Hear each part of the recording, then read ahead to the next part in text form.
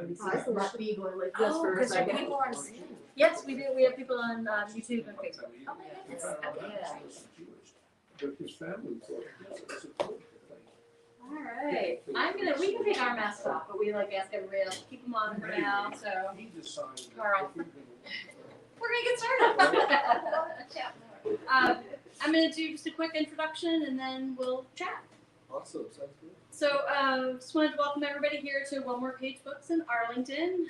Everybody who's in the room and everybody who's online, thanks for tuning in for a really fun visit with the debut author, who is also a teenager here from Virginia.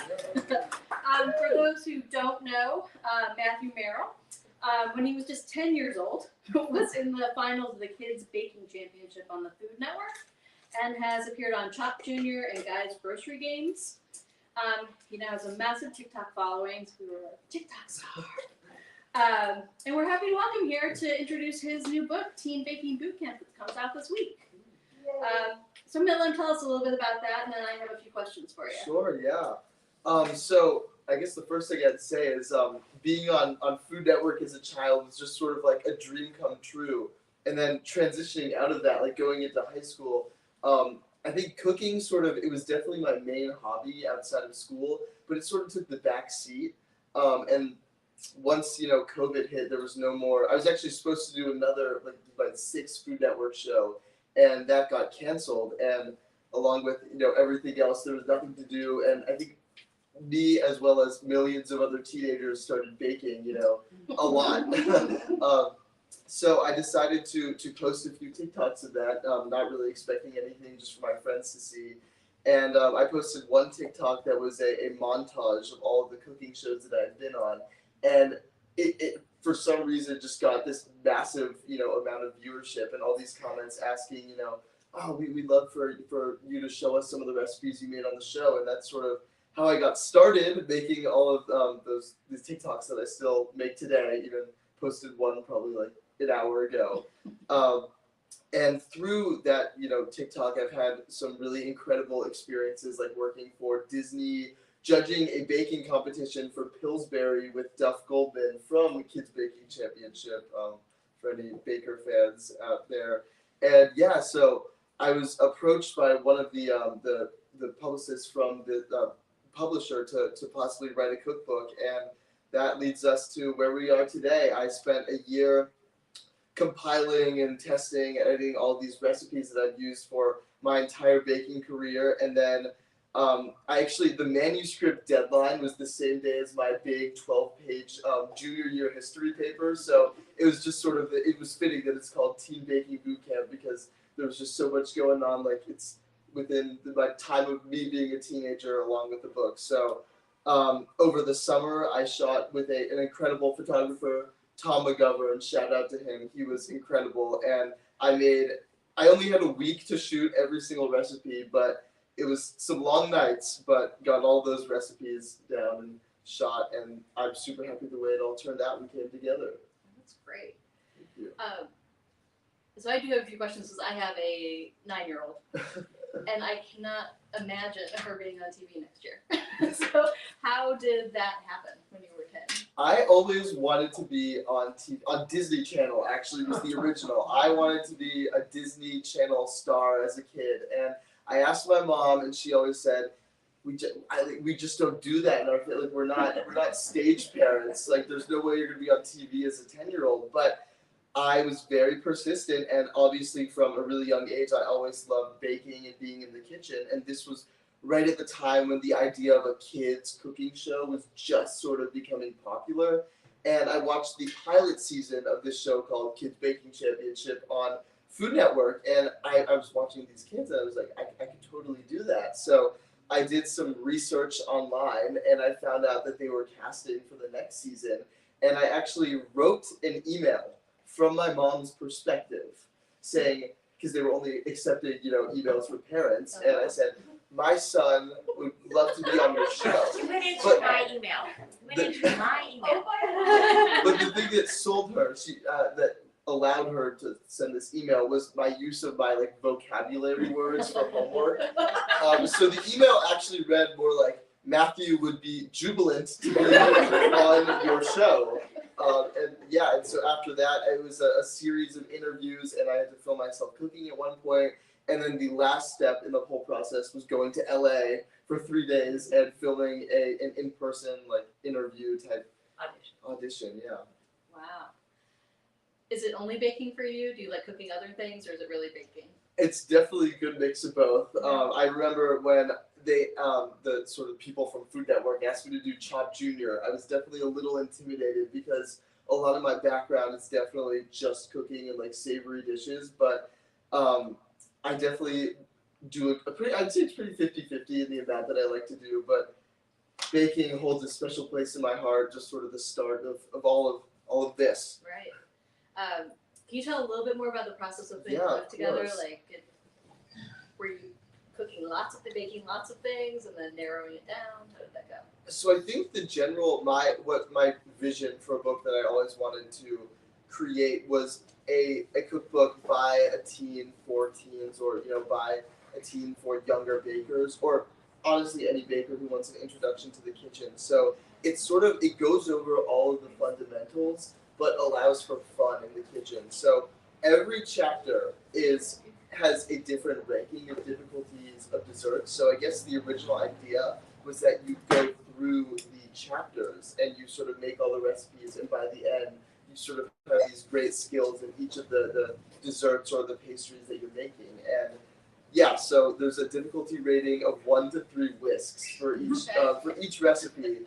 1 being the easiest, 3 being the most difficult, and yeah, by going through each chapter, you definitely get a sense for the different skills that you need for each dessert, and yeah, by the end, hopefully you'll go from, as the cover says, amateur to pro. Right.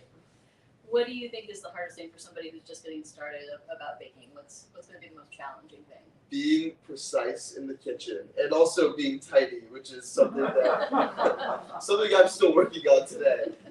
Yeah, the teen cooking cleaning bootcamp will not be coming out for a few years. But for sure, definitely just, baking is as simple as, following the instructions, following the recipe, but there's a reason why so many people are always saying, I can never bake, because you just really got to keep an eye on how long your something's in the oven, what the recipe is really describing for. Like if something says beat till it's light and fluffy, and then you just mix it for 30 seconds, you're like, oh, that looks kind of light. That's sort of the key, is like gauging all of those instructions and putting them all together. Do you have a favorite baking show that's on right now?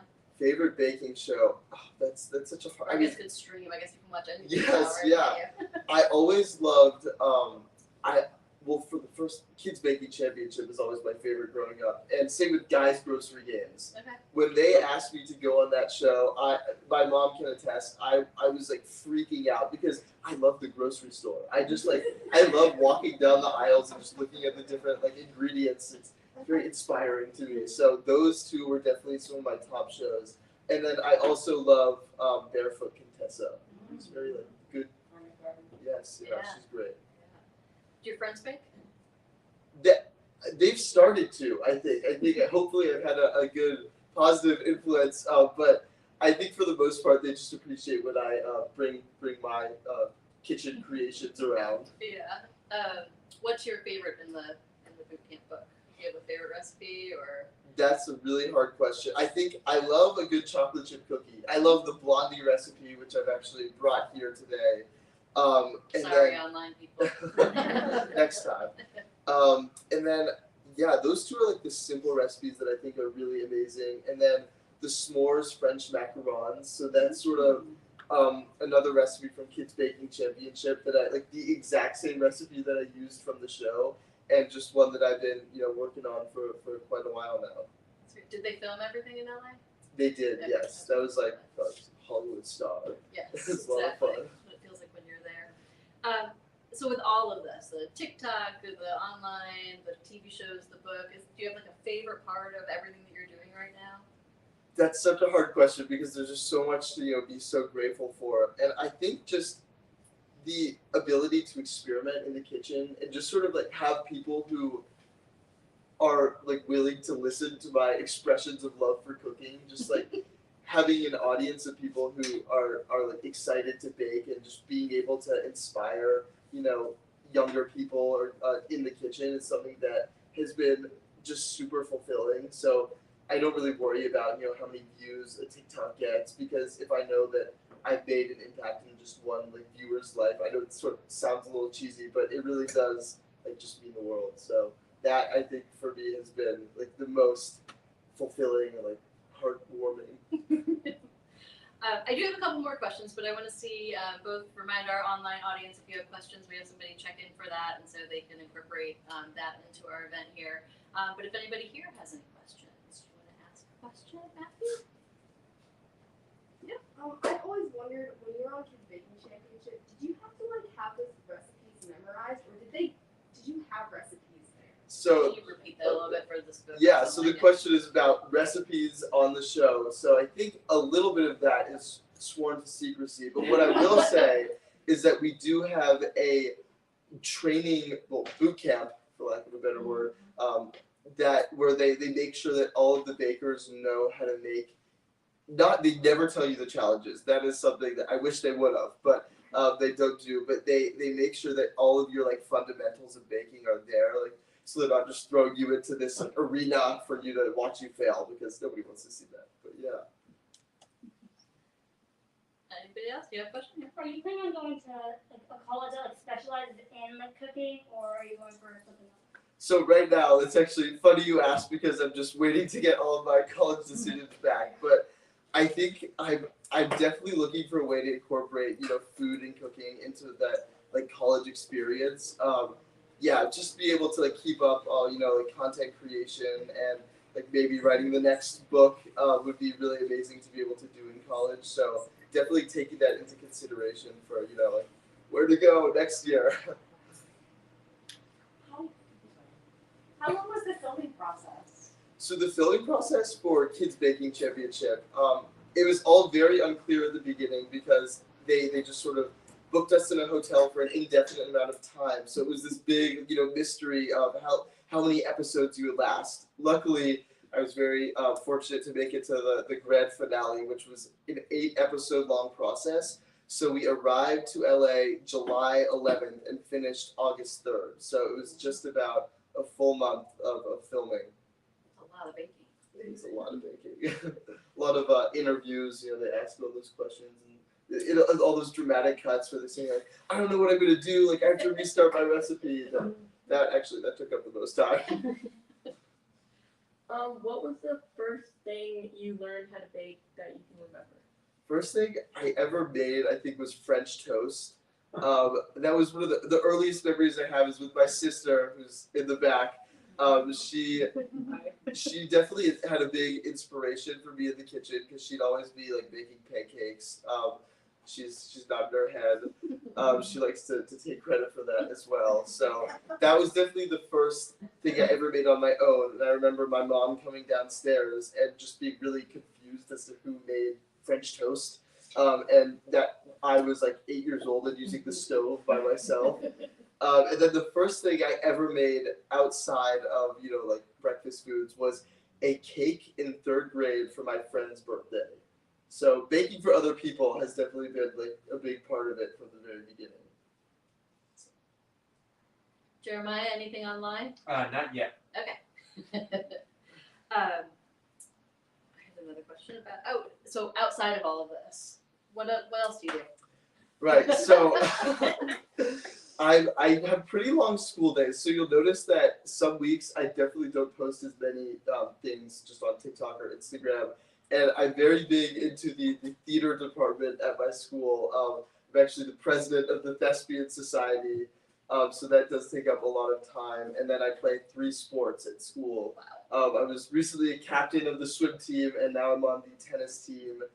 And yeah, just spend a lot of time, like, balancing the in-school and out-of-school activities. Pretty much just like any other teen. Right.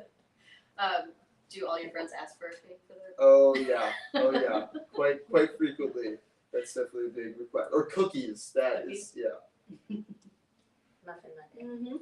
And we actually do have an online question now Okay. from Jose. Matthew, who taught you how to cook or bake? Who taught me how to cook or bake? That is a great question, because neither of my parents can cook or bake. Actually, there's an addendum to that. my mom does make a plate of Christmas cookies an assortment, and that was definitely part of like what inspired me to bake. Yes, but that not quite intricate enough to sort of teach me the ways of the kitchen. So I definitely grew up watching a lot of Food Network and watching YouTube videos. So there's definitely like whenever I watch cooking YouTube videos, I just get like a sense of nostalgia for when I was really young, like learning what all these like what tempering eggs meant in the kitchen or like docking a pie crust. And I was like, why are they poking holes in the pie crust? And then just like looking back on it now, thinking, well, it's crazy that it was just like a few years ago that I was learning all these techniques. Have you ever seen the Schitt's Creek folded in? Oh my gosh, that is one of our favorite shows in the Merril household, and yeah, we love one. Veronica, my sister, actually introduced me to Schitt's Creek, and we quote that scene quite frequently. We quote that in my house a lot. Fold the cheese. But Matthew, can you tell them about the vacation you had planned with the family to go to the Galapagos? sure, yes. And what happened? Hey, how are you? This is actually a really funny story about the Kids Baking Championship experience. Is that we went into this not knowing it was in the middle of summer, pretty much at every good vacation time, and we had this huge family trip planned to the Galapagos. So we were all like, that's like a highlight of your life type trip. And then we find out about this other experience, which is like another highlight of your life type like baking experience. And everything was just so uncertain about how we're going to combine both the show and the trip. So we get to LA, and my mom is just thinking, okay, the latest you could leave is August 3rd, and that is like 2 days into our trip to the Galapagos. So we'll just see how far you get, essentially. And like if you make it to the finals, we have a great problem to deal with that you won or we're a finalist on this baking show, and if not, then you had a great time and you get to go on this vacation as well. So luckily, I just made everything difficult for everyone and made it to the finals of this baking show. And we had this dilemma on our hands because my mom and I were thinking, how are we going to do this? So with some coordinating with the production team from Kids Baking Championship, we had our flight tickets changed from DC to Miami, and then from Miami to Ecuador. And so we're with this, like tour group who's trying to, get us to. It was a cruise. It was how are we going to meet with the boat? So it was like a series of meeting different people who we didn't know in different places in like a completely foreign country, and then like riding a dinghy out into like the open ocean until this boat suddenly started to get like more and more into sight. And it was that really was it goes hand in hand with the craziness of Kids Baking Championship. Like what a perfect thing to like end that experience on. It was quite a summer. So yeah, that was a summer to remember for sure. Yeah. Any other questions? So what are you majoring in college? So depending on the school that I go to, I have sort of 3 different options that are 3 different tracks that I would like to go in. So communications is one of them, just because of all the work I do for like social media and like now print media has been super fulfilling, and just the power of media to connect all these people through food has been something that I've loved exploring. And then also hospitality and restaurant management. For obvious reasons, the love for cooking never goes away. And then the last is like a double major in theater and communications, just because combining the humanities with all of those together, I think would be a lot of fun. Was there something about the publishing process in this experience that most surprised you, that you had no idea that's how it happened? I think the entire thing was just. I've obviously dreamed about writing a cookbook for since the very beginning, watching some YouTubers cook themselves, and I'd always dreamed about like my own cookbook, and I just had no idea at any step in the process on how to write a cookbook. So I got this email one day from the publisher, and it just sort of seemed like the golden ticket, because I just felt so like fortunate to have received this email and responded to it. And I basically got like jump started like through the process because I didn't have to go through a literary agent, which learning about that was super exciting because I basically skipped a year-long process. That was really cool. And then just sort of how everything comes together, with the editing process. You send in the manuscript and you get edits, and then you spend so long in the manuscript, and then you're like, oh my gosh, I have to do a whole nother process on that. So I like to phrase it like in terms of homework. I submitted this manuscript the day of like this 12-page history paper, and I was like, I'm done with this history paper. I'm done with the cookbook. Like, I'm so excited. I just get to enjoy, free time. And then, boom, we get, here's all your edits. And it's like it's like 6 edits on every page. Like, please revise this. Look at this recipe. Did you need to put this ingredient there? Like, no, I didn't mean to do that. I have to go through the entire recipe over again. And just that whole process, I mean, it is a lot, but it is a lot of fun. And it was, the photography process as well was a crazy experience, and I wouldn't have had it any other way. I had the option of sending all of the recipes to a photographer who would make them and shoot them herself, but I just felt that wasn't, authentic to me, and I've done all these recipes, like why would I just stop trying to make it my own now? And I made the very difficult decision. I didn't know at the time it would be difficult. I just, sure, I'll make all the recipes, like 60 recipes. And then the publisher, they get back to me, they're like, okay, you have a week to film all of them. And there's nobody else in my house who can bake, but I did have a lot of help from my sister. So it was basically, it would be like 9 to 2 with the photographer, 9 a.m. to 2 p.m., take a nap, go to the grocery store at 7 p.m., and bake from then to like 7 a.m. And then start the day all over again. And that was a learning experience. And then I also learned that generally the cookbook authors never do that. So that was also, it was a really cool experience. I'm guessing that was during summer. It was during the summer, Okay. for sure. There was no other work done at that time. I'm curious. I don't know how this works in a cookbook. Do you know, did the editors try to recreate the recipes, or were they just editing for text? So when I submitted the manuscript, I had to submit like 3 sample recipes for like their consideration, and the I think one of the head publishers there, she recreated the recipes to just make sure they work, Right. and that you're like not submitting like all fake recipes. And then after that, it's all on you to sort of be testing them and to be photographing them. So yeah, for the most part, it's on the author. Other questions from the audience here or online? Just wanted to clarify, the publisher came to you on the basis of your followings on TikTok, so you didn't have an agent, you needed an agent because you were actually approached by the publisher.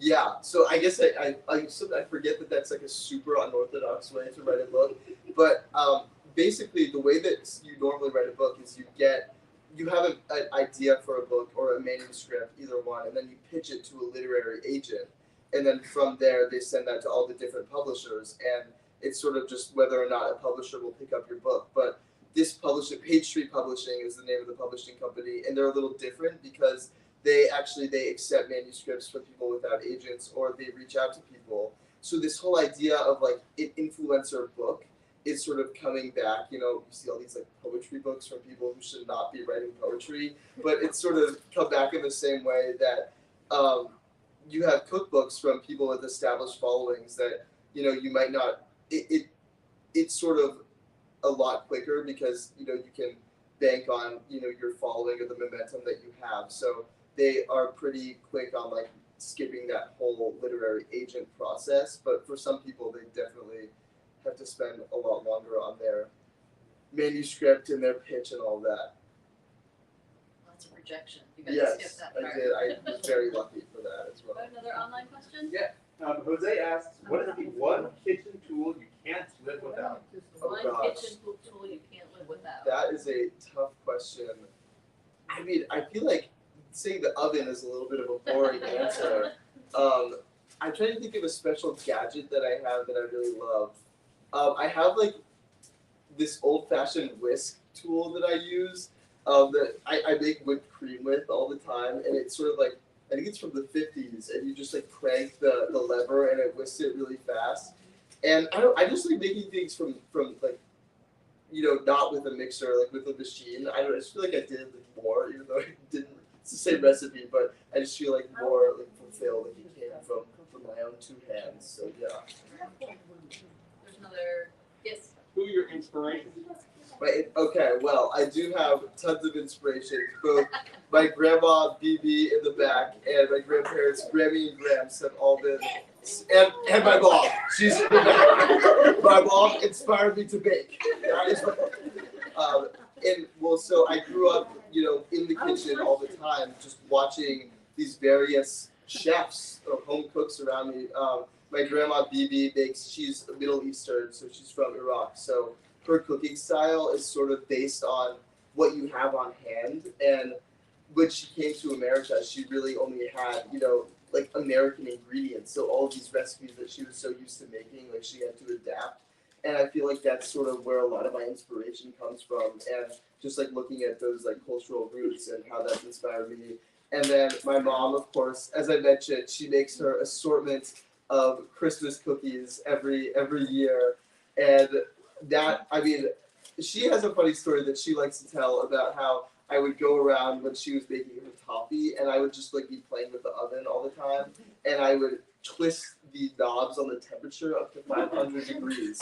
So she'd be really confused as to why all of her toffee was like coming out of the oven charred, and that would be why. And then last but not least, Grammy and Gramps, I always love to test new recipes and ask, like, just sort of experiment with new flavors. So one of the recipes in the book is called Grandpa's Cherry Pie, and my grandpa's favorite dessert is cherry pie, and I had this idea to like add balsamic vinegar to contrast the sweetness of the cherries, so that all three, so like that's my family inspiration, I would say.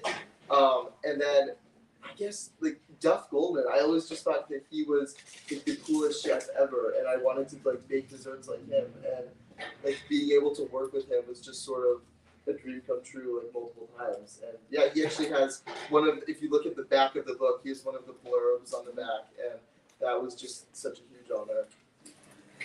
Yes. The thing is, you left out the fact that they were wild Argentinians. Yes. But the other thing is, who helped with all the photography and everything? Sure, yeah. So the question is about the photography and, well, first about the cherries from the pie. So this pie that I made for my grandpa's birthday was when cherries were in the off season, and I was freaking out because I was thinking like, I don't want to use frozen cherries or like canned cherries just because I think I wanted it to be like really fresh, like really good. And I went to 3 different stores, no cherries because again like the off season.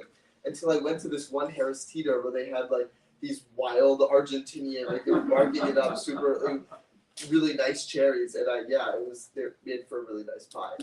So if you can find the Argentinian cherries, look for them. And then the second was about the photography. So when I was approached it came time to think about the photography for the book after the manuscript was done.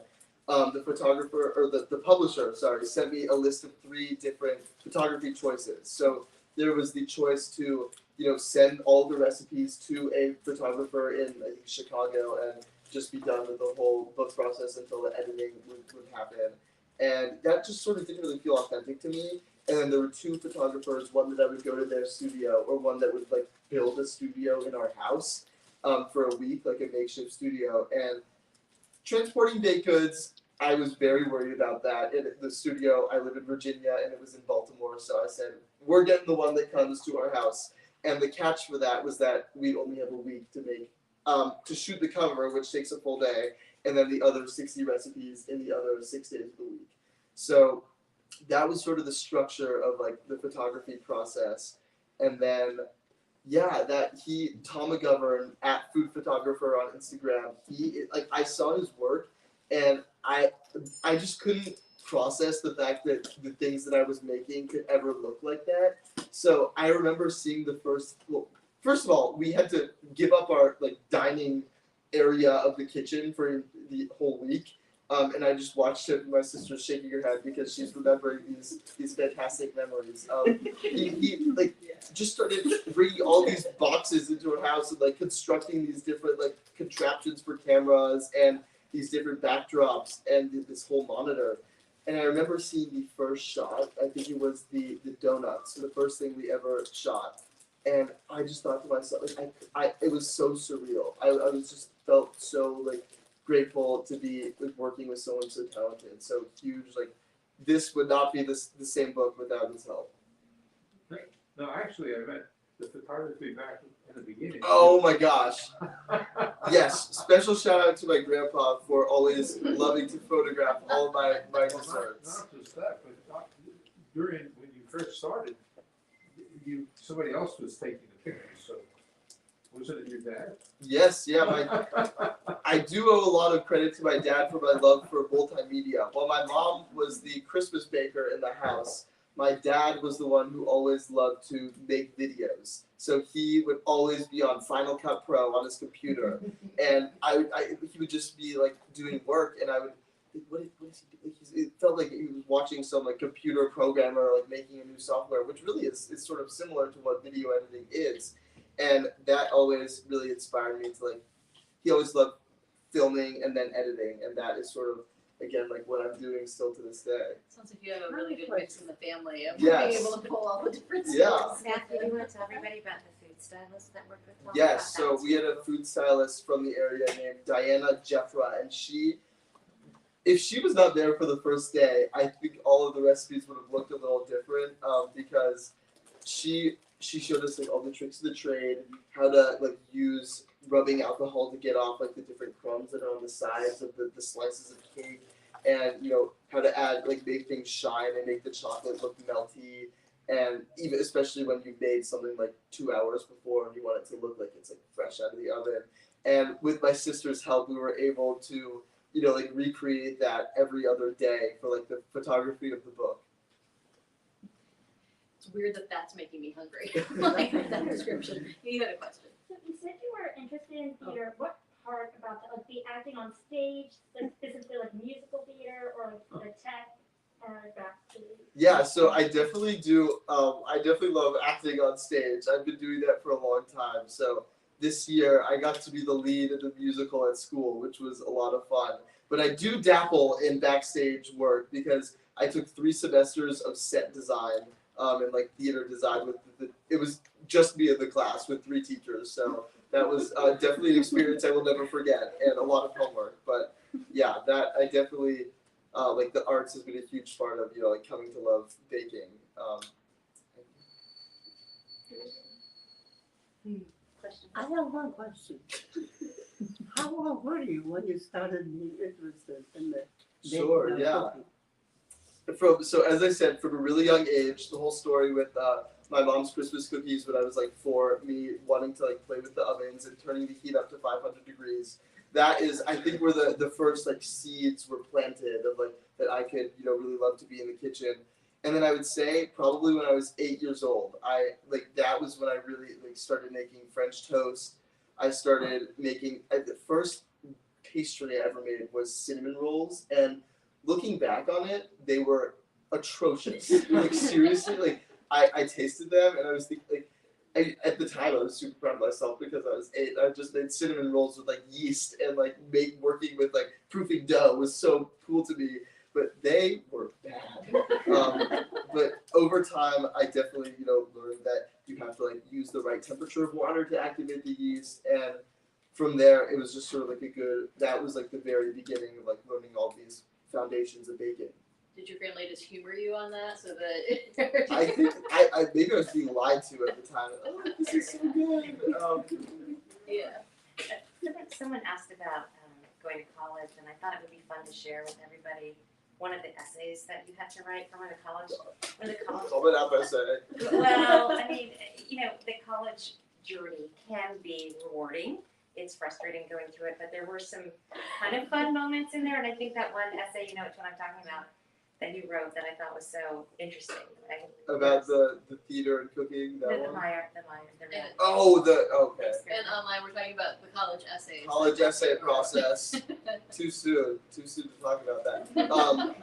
But yeah, so there was one answer, and it was like the question was if you could witness any like scientific discovery, or not just witness any historical event, what would it be?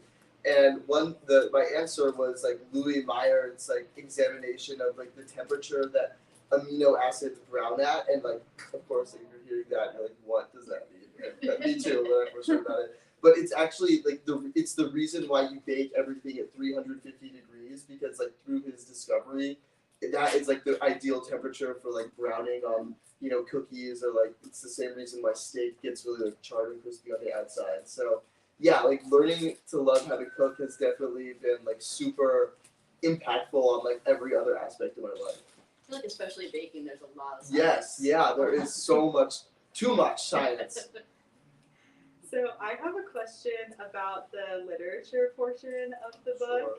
because I know, as your sister, I know that you really enjoy literature. So do you have any or I guess what's your favorite piece of literature that you have been like reading lately or in the past, and are there authors who like have inspired you beyond just the cookbook, because you're a student and a scholar? Like what do you like to read? Do you have recommendations for us?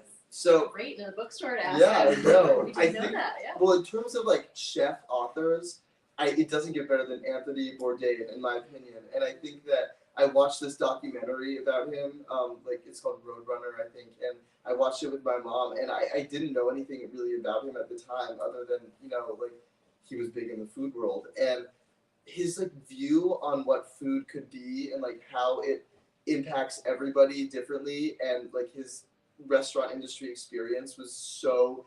I just thought to myself, like I want to be like everything that he said that the cooking industry could be. If that makes sense. But the way that he describes, like, the way that he explains how cooking impacted his life I just really resonated with me. And I think that, his stance on celebrity chefs, I thought was also really funny. How he thought, like, Merril was just, like, a total fraud, even though he apologizes for that in the introduction of Kitchen Confidential. And that just sort of made me realize that cooking, like, is more than just like having my face on a book, although it is on the front line. But that there's more to cooking than like being a celebrity chef as well. That was really impactful in like reading that book. And that you really, if you want to continue with it successfully, you have to love it. So that obviously really impacted me to read Kitchen Confidential by Anthony Bourdain. And then outside of that, I love reading like plays. So I took this class called Modern American Drama in last year, junior year, and that it inspired me to write, because you just think of like how all these seeds come together is almost like the way that a recipe is constructed, like in the writer's formula. And yeah, so that's my two favorite literature answers. And so the book comes out this week, so I actually have not had a chance to look through it yet. So what sort of things did you write along with the recipes? Yeah, so I think there's a lot of fun anecdotes about the recipes. My favorite one is actually my cousin who's here, Michelle. She had a her swim team had a bake-off. And I got to their house because I was just going to watch the swim meet like before the bake-off. And my aunt was making cookies, like Pillsbury, no shade to Pillsbury, I love Pillsbury slice and bake cookies, but I said, like, this is a bake-off, like you have to make something from scratch. And I said, like, what, you got to make something. And my aunt said, well, why don't you make something? And I thought to myself, then I just had 30 minutes. It was like a cooking show all over again to like look at the pantry, think of a recipe, and like go to work. So my initial thought was like looking at the ingredients, like caramel blondies. I don't know why that like just popped in my mind, but yeah, so I made this blondie recipe, and that was like my first experience ever trying like a blondie itself, and it was just like a chocolate chip cookie, but like super melty in your mouth, and like this whole new texture, and it was just this culinary revelation for me, and it was just something that I thought like had to be shared. So yeah. What were some of the craziest ingredients you were asked to work with? Craziest Weren't there shows ingredients. that where you were just given all kinds of cookie ingredients and told to create something? Yeah, I think the craziest. I feel like for on the shows the ingredients weren't necessarily like the crazy part, but for Chop Junior, it was the combination of ingredients like Argentinian sausage with like medjool dates and ricotta, which you wouldn't really expect to go together. But I think that it forces you to really think about like how flavors interact with each other, and also that, I think food fusion has been something that inspires me, and it really makes you analyze like how sweet and spicy go together and like the different flavor profiles of each dish. So that for me, I definitely like sat with me for the rest of my still now in my cooking career. How do you handle when things like failures? Can you tell us about some of your worst?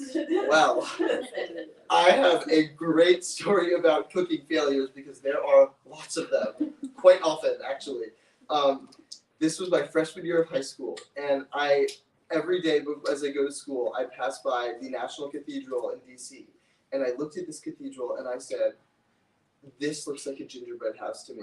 So I set off one Christmas, I said, throughout the holiday season, I am going to make a gingerbread model of this cathedral. And that was my first mistake because that was a very ambitious idea. And I never worked with gingerbread before, and I had never experimented with any of that, and like royal icing and decorating. Obviously, if you watch Kids Baking Championship, one skill that might need a little bit more work. So I started off, and I made these gingerbread walls so thick that I should have known at that point that it wasn't going to work, but I just, kept trying and trying to build this gingerbread house out of these like really clunky pieces of gingerbread and this really thin royal icing, and it ended up collapsing.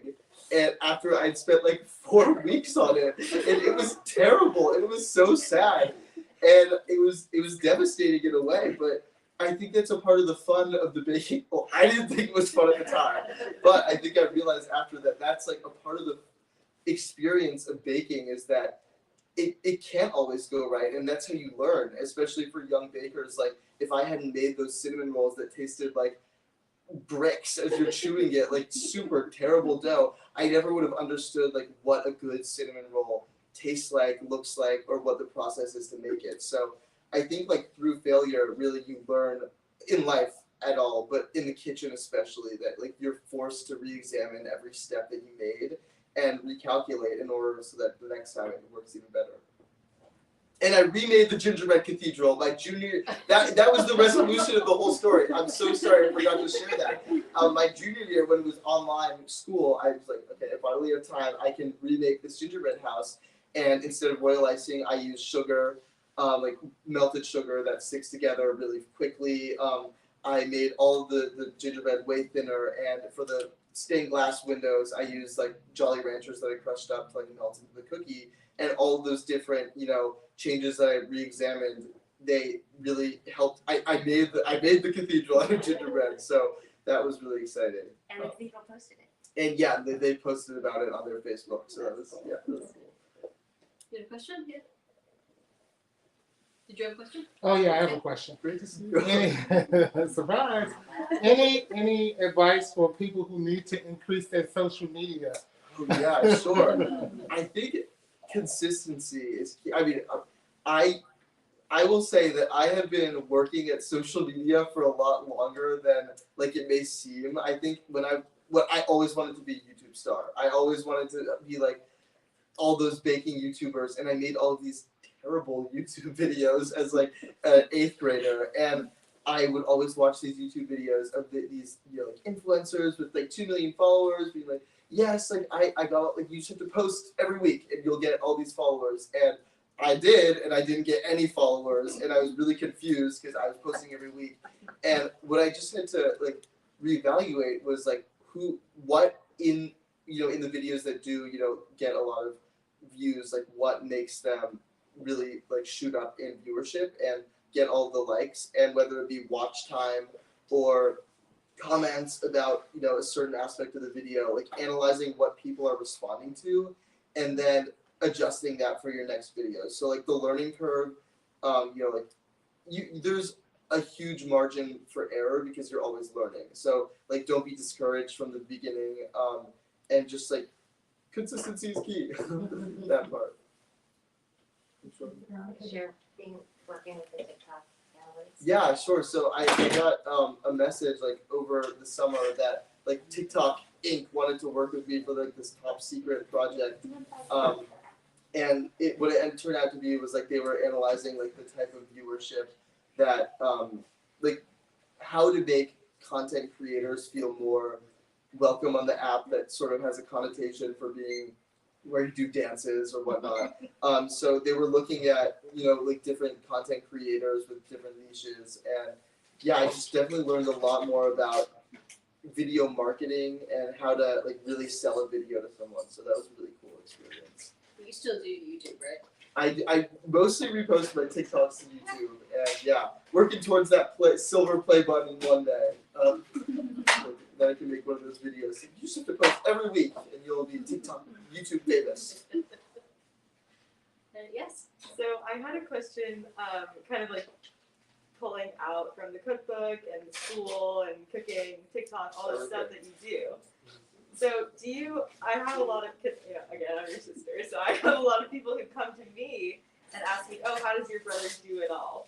So what advice can you give to people who are looking to kind of follow a journey like yours or follow a part of your journey, and how do you do it all? And I'll add in there, do you sleep? That is definitely, I think I have a reputation in school for not getting a lot of sleep, because I'm always like, there's always something to be done.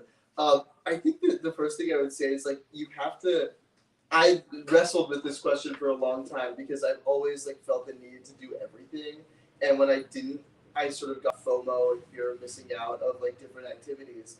And I think you can try to do everything, but I think that you have to be prepared to make sacrifices, of course, but also just realize like, you have to give yourself leeway. You can't expect yourself to be perfect all the time, especially when you're balancing everything on one plate. So like when you get a terrible test score, like you have to understand that, like you're doing good work still. Like you might have come short in this one aspect, but like if you're working hard and you're doing the most, like that's all you can ask from yourself, because that's all. If you're giving 100%, then like if you're working your hardest, you've succeeded in my eyes. I think that at that point, like you can rest easy knowing that like you have done some good work. But it is hard, and you will not get a lot of sleep if you try to pursue all of your interests. But it's super worthwhile in the end, is the truth. Yeah. What is your favorite secret ingredient to add into recipes? Ooh, so as I mentioned before about my grandpa's favorite cherry pie, and I just had this idea one day to add like a 1/4 teaspoon of balsamic vinegar to balance out the sweetness and to sort of, like add this new flavor profile. And I think that works super well for that recipe, and I've always done that ever since. And I think this is a not so secret ingredient that espresso powder in any chocolate recipe like makes it 10 times better, like automatically. So I think, yeah, espresso powder, balsamic vinegar, and I'm trying to think of any other secret ingredient. I think orange zest. Like you wouldn't expect it to add, like especially if you're making like a recipe that's just vanilla, like vanilla cookies, or just like a normal rolled sugar cookies. It just adds like this zing to it, for lack of a better word, and it just really brings out like the most of any dish. Do you want to talk a little bit about how you came up with your TikTok style? It's kind of interesting. It's this camera that's really intimate thing that you had it on a tripod. How did you get there, and where do you see it going? Yeah, so it's a really interesting question about like how I made TikToks, how I like started like the actual process of filming and editing videos. So I mean, again, it all started pretty unexpectedly because I just was going from, like my phone making compilations of the cooking shows that I had done to, like making full-fledged cooking videos. And it started off really rudimentary, where I still like, I just put my phone on the ledge of the windowsill where there's like, good lighting. And I would record it on the TikTok app. which has the worst editing system ever. If you're watching this Sorry, TikTok, TikTok. sorry. Keep working at it. But it is really difficult to edit good videos there, but I did that for a long time, and it was just me. I would put my phone there, hit record with like the timer, and in a sense that I still use that basic format of like I still like record myself from that ledge with my phone there, but then I invested in a tripod and like multiple angles, and I started filming outside of the TikTok app, like just on my phone, and then I exported it onto my computer to do like video editing and to like add some cool effects, and that has sort of been the biggest learning process of it all. Like, learning all the recipes is one thing, but also like learning how to like be your own like mini filmmaker in a way, because they are like mini. You have to really think about how to grasp people's attention, especially because TikTok is destroying all of our attention spans. We just want to watch, like we want to get that instant gratification, and how to like meet that, but also it's a recipe, so it inherently takes a lot of like steps in showing people how to make a recipe. So like gauging what angles work with certain recipes and how to explain things that keep people interested has been a part of the style of video that I make, which is really abrupt. It's like pretty terse, but it also gets the point, and I try not to leave out important steps that would like make people misguide people. Right.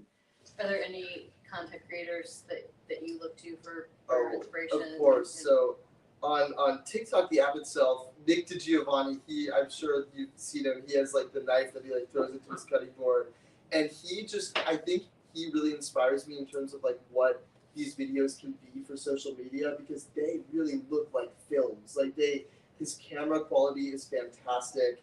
His the sound, you hear all of the sounds of the kitchen, and I think he is fantastic. And especially also Claire from the Bon Appetit Test Kitchen. I think she left and is doing her own thing now, but I just loved her style of videos. It was very intimate in the sense that it was like behind the scenes, like you could see all the cameras, and they weren't trying to make this like overly produced video, but at the same time it was, because it was like these beautiful cooking videos in the end. Do you include some of your mess? I like to add like little, sometimes in the videos I'll add like little like when I crack an egg and it completely misses the bowl. I just think it's fun to add in those little blips there, because it just makes it lightens the mood of the video. Nick endorsed your book. Yeah, and then again, Nick DiGiovanni, also super lucky to have him have written a blurb for the back of the book. So it was really cool, like getting to know and work with these people. Not Claire though. She's still working on that. That would be a dream come true as well. For the next. Other questions here or online? Yeah, like the Food Network, the other chefs that you met, like tell us about. I'm sure Duff was maybe your favorite, but like some of the other Yeah. ones, or were they, how do they compare to maybe how we see them? Yeah. I think for Chop Jr., I was really intimidated by all of the judges, and I think they just never really went away because of the way that they filmed the show. Like, they just have those kids. Like, they cannot spend over a day filming that entire show, so you don't really get to interact with the hosts that often, or like at all, unless they're judging your dish. And then, so that was sort of like the least personal experience on any show. But I remember for Guy's Grocery Games, Guy Fieri, as they make you can't say Fieri because he's very particular about the way he likes his name pronounced. He was so down to earth with all of the chefs on the show, and I remember he had the flu while we were filming, and so he couldn't really talk to us that much because he was like chugging Emergency like in his trailer.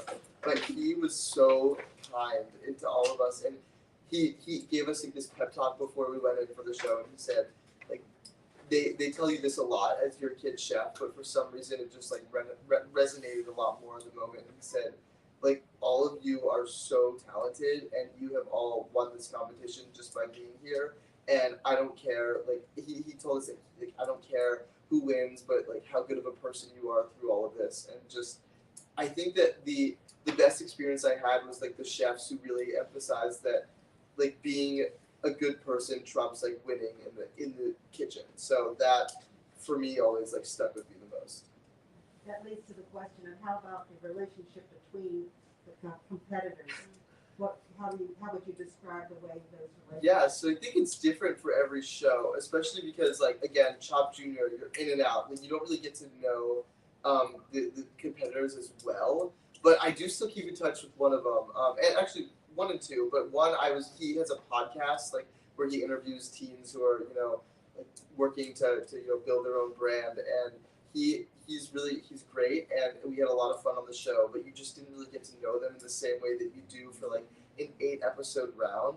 And we're all really young, so everyone's really like pretty nice to each other, and it's like this weird shared experience you have, because unless you've done like one of these shows, there's just no way you can describe what that experience is like, because it's just so strange that you're in this environment that's completely artificial, because it's like for TV at the end of the day, but it's also like a friendly competition, and it like in some ways you have to view them as your competitors or like your enemies, but they're also your friends when you leave the set, and it's a really weird environment to grow up in, especially. But I think that by the end you're all like really close with each other, and to see one of your your really close friends go in the end, like have to leave, and you'll probably never see them for at least like a year, it was really hard. And I remember I was really, if any like Kids Baking Championship viewers, I was really good friends with Alex P,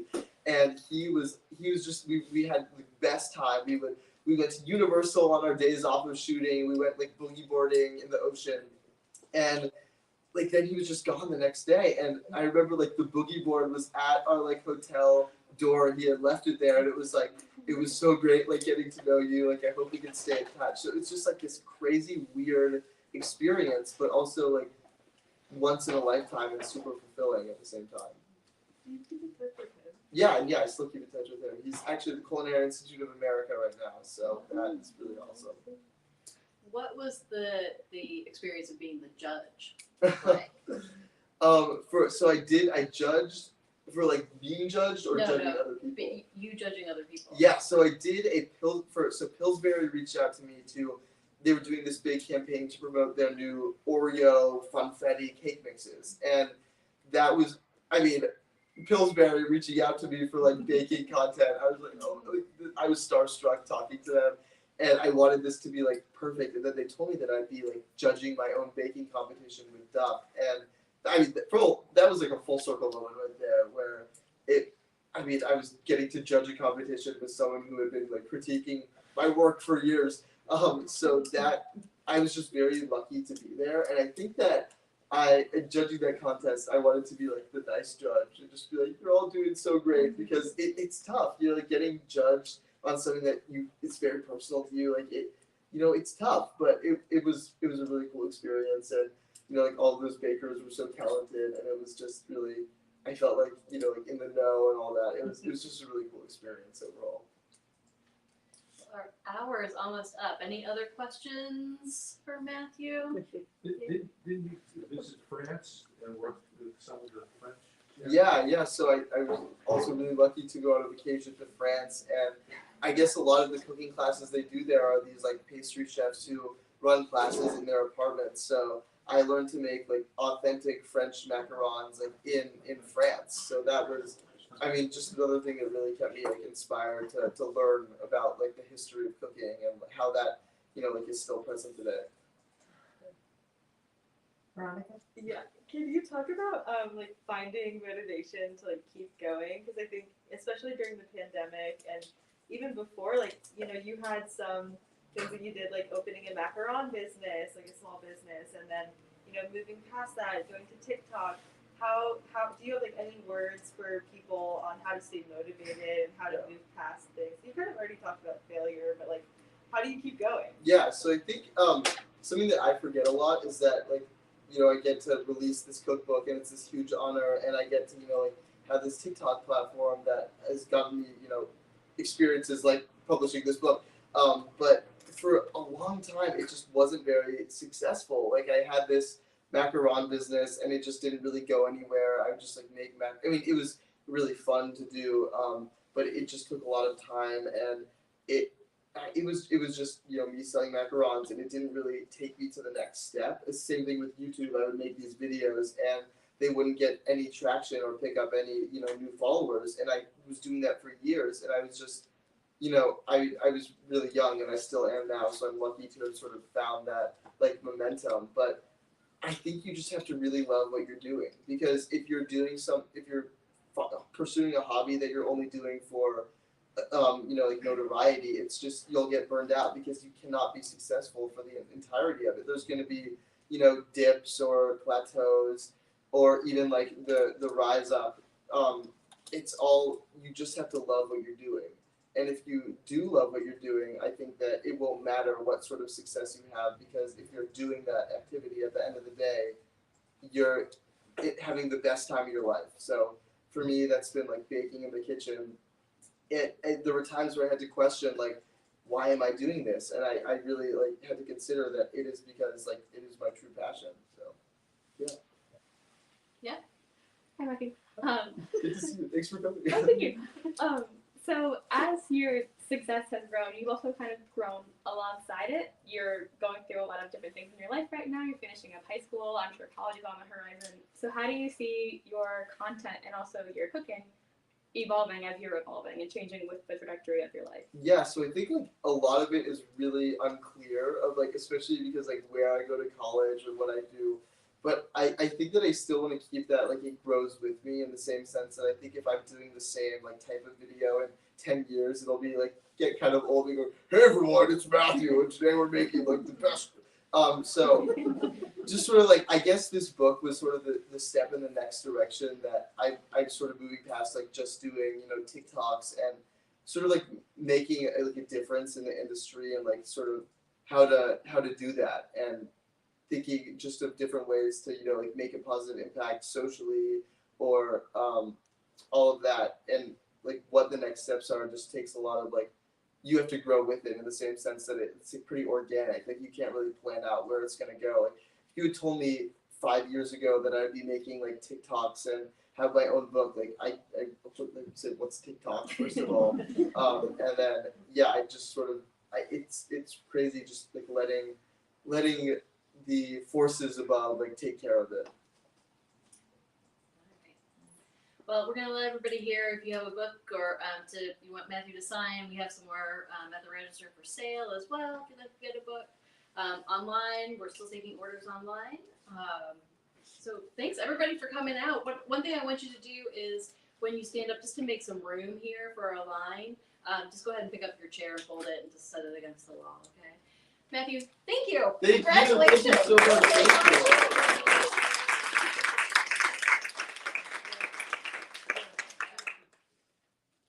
So we can start. You got your marker there. We got the line.